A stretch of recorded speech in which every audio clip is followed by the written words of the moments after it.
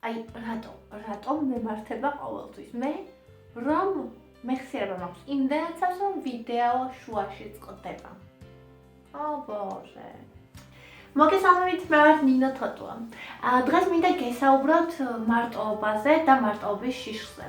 რეალურად მე ვიცნობ ძალიან ბევრ ადამიანს და ვიცნობ კი არა, მეც ასეთი ვიყავი, რომელსაც ძალიან ეშინია მარტოობის. იმდენად ეშინიათ ადამიანებს მარტო დარჩენის, რომ ურჩევნიათ დრო გაატარონ იმათთან, ვისთანაც არ აქვთ საერთო ინტერესები, ვისთან ყოფნაც არ სიამოვნებთ დიდად, მაგრამ მარტოობას ყველაფერი ურჩევნიათ. თუ თქვენ ეს პრობლემა გაქვთ, შემომიერთდით. მე როცა პატარა ვიყავი, სულ მარტო ვიყავი, გარკვეული ოჯახური მიზეზების გამო და ჩემთვის მარტოობა ასოცირდება იმასთან, რომ არავის უყვარხარ, იმასთან, რომ არავის არ შეუძლია მოგცეს საჭირო რჩევა, დაგეხმაროს, გვერდში დაგიდგეს და თუნდაც დღესასწაულებზე იქნო რაღაც ოჯახური სითბო და სიყვარული. როგორც კი გავთხოვდი და ვიპოვე საყვარელი ადამიანი, მაშინვე ჩავეჭიდე მას და ისე ძალიან რომ კინაღამ დავახრჩე. რეალურად ეს ძალიან ცუდია, მე მას არ ვაძლევდი ამოსუთქვის საშუალებას, იმიტომ რომ როგორც კი მიდიოდა უნივერსიტეტში, მეწყებოდა საშინელი დეპრესია. მე ვრჩებოდი მარტო იმ ქალაქში და იმ სახლში, სადაც არავის ვიცნობდი, არ ვიცოდი ქუჩები, ადამიანიც კი არ იყო, ვისთანაც უბრალოდ მისვლას მოვახერხებდი და ეს მაშინ, როცა სააშინლად არ მიყვარს და მეშინო და მარტოობით, ახლა შეგიძლიათ წარმოიდგინოთ, როგორ მხიარულად ვატარებდი დროს. შედეგად ის მოხდა, რომ მოვიყვანე ძალიან საყვარელი პატარა სპანიელი, თუმცა ბუნებრივია ის საყვარელი პატარა სპანიელი ვერაფერს ვერ შემივსებდა და ვერ დამეხმარებოდა, რადგან ყოველთვის როცა პრობლემა შენშია და პირველ რიგში უნდა მოძებნო მიზეზი, რომ მოაგვარო ეს საკითხი. თუ ამას არ გააკეთებ, ვერ გიშველის ვერავინ და ვერაფერი, თუმცა მაშინ მე ეს არ ვიცოდი და მე ამაზე არ ვფიქრობდი. გარკვეული დროის მერე მე მივხვდი ამ ყველაფერს, მაგრამ დავკარგე ძალიან ბევრი მნიშვნელოვანი დრო. თუ თქვენ ასე ხართ, დაფიქრდით, რატომ გეშინიათ მარტოობის, მოძებნეთ ის მიზეზი, რაც თქვენ ასე გაშინებთ, ასე გბოჭავთ და გაიძულებთ გაატაროთ დრო იმ ადამიანებთან, ვისთანაც არც ისე გსიამოვნებთ ყოფნა. თუნდაც ინტერნეტში, ანუ აი მე ვიყავი ასე და ვფიქრობ ძალიან ბევრი ადამიანია და გაღვიძებიდან დაძინებამდე ხარ ინტერნეტში და უბრალოდ არ გაქვს დრო იმისთვის, რომ დაფიქრდე შენს ცხოვრებაზე. და ეს თითქოს კარგია, იმიტომ რომ ძალიან ბევრი მნიშვნელოვანი რაღაც გაქვს მიყურისწირებული და არ ფიქრობ. მაგრამ მაშინვე, როგორც კი ვთქვათ, შემთხვევით ჩაქრება შუქი და სახლში მარტო ამოჩნდები, დააწვევი, დაჯდები და დაიწყებ ფიქრს. დაიწყებ ფიქრს და გაგიკვირდება აქამდე სად ვიყავი, რატომ არ ვაგვარებდი ამას, როცა არის ასეთი ადვილი. რეალურად გზები ყოველთვის გამოჩნდება, თუ კი დაფიქრდები საკითხზე, რომლის შეცვლა გსურს. მთავარი პრობლემა იმაშია, რომ ჩვენ უბრალოდ არ გვინდა საკუთარ თავთან დავრჩეთ და ამაზე დავფიქრდეთ. ნუ გეშინია მარტოობის. მარტოობა ძალიან კარგია, იმიტომ რომ სწორედ მარტოობაში იბადება გენიალური იდეები და თუ კი შენ გაგიჩნდა რაღაც იდეა, დიდი ალბათობით მისი განხორციელება შეგიძლია. და სცადე, იმიტომ რომ ძალიან ხშირად პატარა რაღაცები შეიძლება სხვისთვის იყოს პატარა და შენთვის იყოს ძალიან დიდი, ძალიან ცვლის ჩვენს ცხოვრებას, გვაძლევს სიცოცხლის ენერგიას და გვინდა რომ მთები გადავდგათ, ასე ვთქვათ. თუმცა, ნუ ჩაეფლობი მაშინ რომ მთელი არსებით, ნუ დახარჯავ მთელ შენს დროს, ენერგიას და ფულს იმაზე, რომ რაღაც ახალი, რაც აზრად მოგივა, განახორციელო, არა, ყველაფერი აკეთე შენი ცარიელი ხელებით და შენი სურვილით, შენი თავით. ანუ პირველი და მთავარი ხარ ყოველთვის შენ შეგიძლია ყველაფერი, შენ შეგიძლია განვითარება, ყველაფერი ისაც გინდა ბუნებრივია, შენ შეგიძლია განვითარება და ეს არის ძალიან მნიშვნელოვანი.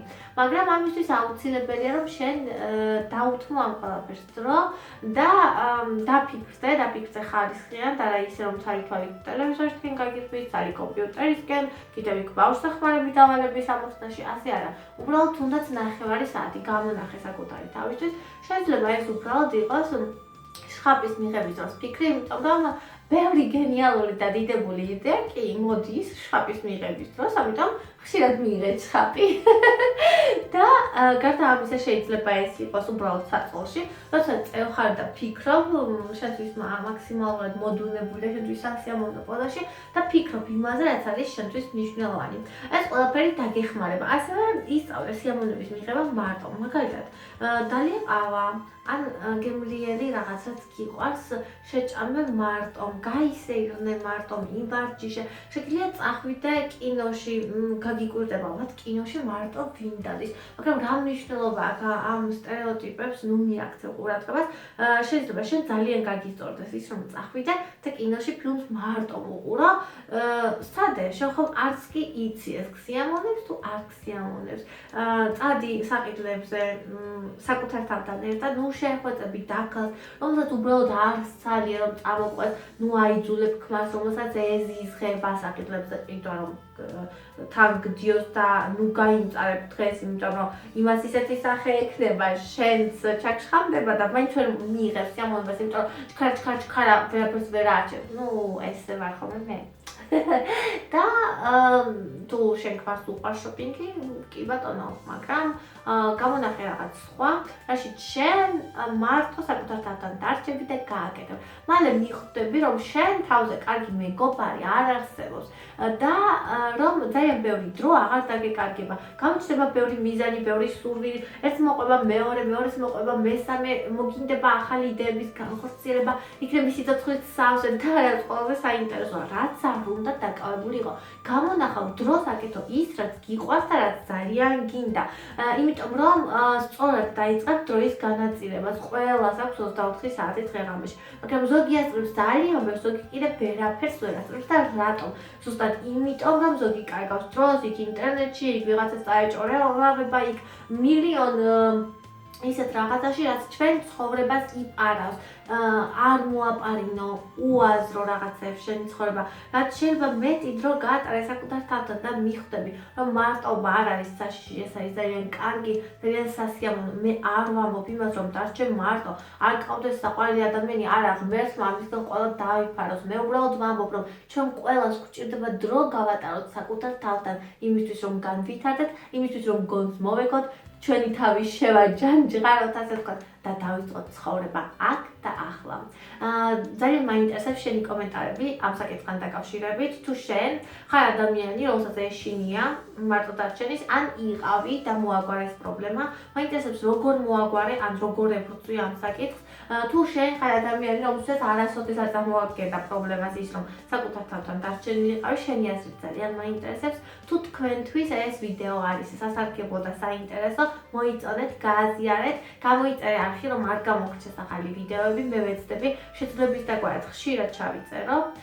შემდეგი ახალ-ახალი ვიდეოები, ასევე შეგიძლიათ მითხრათ თემები, რომელზეც გაინტერესებთ და რომელზეც მე შემოგთავაზებთ ვიდეოებს. ახლა კი დროებით გემშვიდობებით. როგორც ხედავთ, ნაძვისხევი ყიდე. ძალიან საყვარელი და პატარა ნაძვისხეა, პატარა ინციდენტიც განახლდა ამის ყიდვასთან დაკავშირებით, რომელსაც ალბათ მოგიყვებით. სათამაშოები ხა აკრია და შვენიერი ნაძვისხეა.